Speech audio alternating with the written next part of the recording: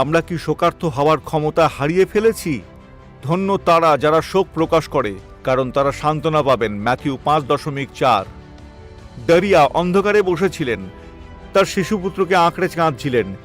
একটি apartment building যা তার মতো ছিল মিসাইল দ্বারা আঘাত পেয়ে চুরমার হয়ে যাওয়ার পর 40 জন শিশুরা সমেত মারা গিয়েছিল। দারিয়া বলেন, আমার ছেলে আমাকে দেখে কাঁদে, আমি হারাতে পারি না। এই তরুণ মা যুদ্ধের সম্মুখীন হয়ে চলতে থাকবে। শোক প্রকাশের জন্য আর সময় নেই, আর আমাদেরও দেখার প্রয়োজন এই পরিস্থিতিকে।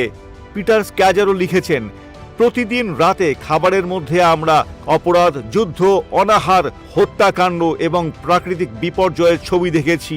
এগুলো বিশ্লেষণ, রিপোর্ট এবং আলোচনা সবকিছু করা হয়, কিন্তু আশ্চর্যজনকভাবে এর কোনো প্রকাশ নেই। আমরা কি শোকার্ত হওয়ার ক্ষমতা হারিয়ে ফেলেছি?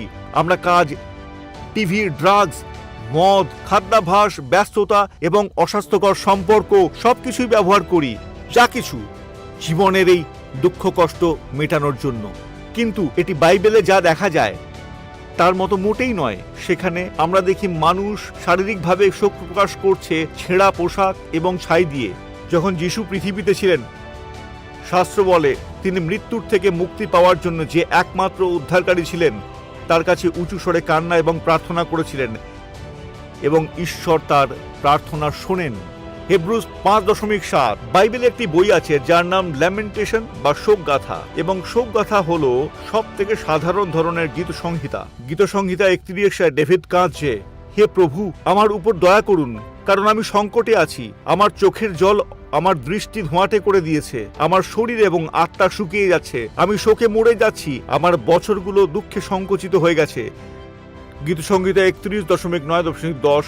ঈশ্বর আমাদের আমন্ত্রণ জানান আমাদের ক্ষতি, হতাশা এবং নিরাশা সম্পর্কে সৎ হতে। সেটা রাত্রি জুড়ে কাঁদা হতে পারে। ডেভিড উপসংহারে বলেছেন, কিন্তু সুখ ভোরের আলোয় আসে। যিশু বলেছেন, ধন্য তারা যারা শোক প্রকাশ করে, কারণ তারা এটা করে সান্ত্বনা পাবে। ম্যাথিউ 5:4 এই কথাই বলে। গড আপনাদের আশীর্বাদ করুন।